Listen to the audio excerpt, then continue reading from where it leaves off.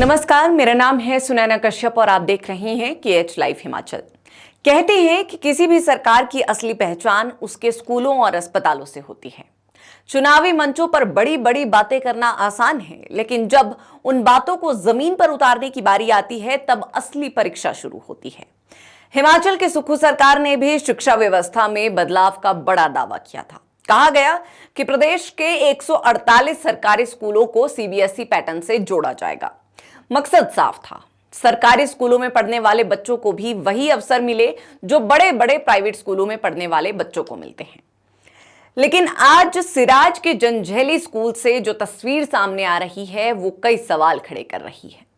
सबसे बड़ा सवाल, अगर स्कूल CBSE का है तो पढ़ाई HP बोर्ड की क्यों हो रही है? और अगर पढ़ाई HP बोर्ड की ही होनी थी तो फिर CBSE का बोर्ड लगाने की इतनी जल्दी क्यों थी? यही सवाल आज प्रदेश के लाखों अभिभावक पूछ रहे हैं। फिलहाल तस्वीरें एक स्कूल से सामने आई, बाकी जगह क्या हालात है इसका तो बस अंदाजा ही लगाया जा सकता है। जब जंजैहली स्कूल को CBSE स्कूल घोषित किया गया तो इलाके के लोगों में खुशी की लहर थी। कई अभिभावकों ने अपने बच्चों को प्राइवेट स्कूलों से निकालकर सरकारी स्कूलों में दाखिला दिलाया। लोगों को लगा कि अब उनके बच्चों को भी CBSE पैटर्न की पढ़ाई मिलेगी और भविष्य में प्रतियोगी परीक्षाओं में बेहतर अवसर मिलेंगे।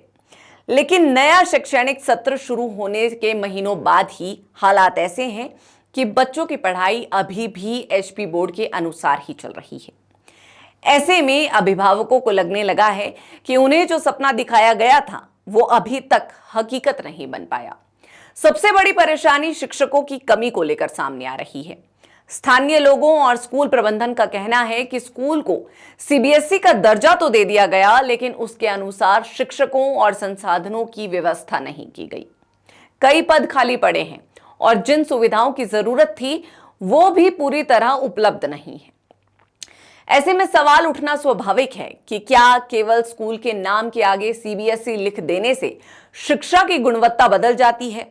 जवाब साफ है, नहीं। किसी भी शिक्षा मॉडल की सफलता उसके बोर्ड से नहीं बल्कि उसके शिक्षक, पाठ्यक्रम और पढ़ाने की व्यवस्था से तय होती है।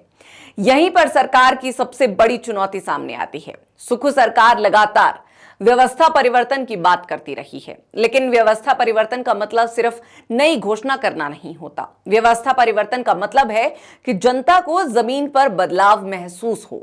अगर स्कूल CBSE घोषित हो जाए लेकिन पढ़ाई पुरानी व्यवस्था के अनुसार चले, अगर शिक्षक ही उपलब्ध ना हो तो फिर आम आदमी को बदलाव दिखाई कैसे देगा? यही कारण है कि अब कुछ अभिभावक अपने बच्चों के नाम स्कूल से कटवाकर दूसरे स्कूलों में दाखिला दिलाने लगे हैं। विपक्ष को भी इस मुद्दे में सरकार को घेरने का मौका मिल गया है। नेता प्रतिपक्ष जयराम ठाकुर इसे सरकार की जल्दबाजी और अधूरी तैयारी का नतीजा बता रहे हैं।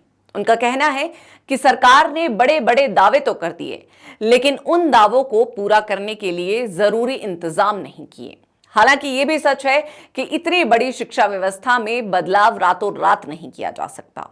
सरकार के सामने आर्थिक चुनौतियां हैं, भर्ती प्रक्रियाओं की अपनी सीमाएं हैं और नए सिस्टम को लागू करने में समय भी लगता है। लेकिन जनता इन कारणों से ज्यादा नतीजों को देखती है, खासकर तब जब बात बच्चों की पढ़ाई की हो। असल चिंता राजनीति नहीं बल्कि बच्चों का भविष्य है। अगर अभिभावक अपने बच्चों को CBSE की उम्मीद में सरकारी स्कूल भेजें और वहां उन्हें पुरानी व्यवस्था मिले तो निराशा होना स्वाभाविक है। शिक्षा ऐसा क्षेत्र है जहां आधे अधूरे इंतजाम सबसे ज्यादा नुकसान पहुंचाते हैं। एक बार अगर लोगों का भरोसा टूट गया तो उसे वापस जीतना आसान नहीं होता। यही वजह है कि जंजैहली स्कूल का मामला सिर्फ एक स्कूल तक सीमित नहीं है, बल्कि ये उन सभी CBSE घोषित स्कूलों की परीक्षा भी है जिनके दम पर सरकार शिक्षा सुधार का दावा कर रही है।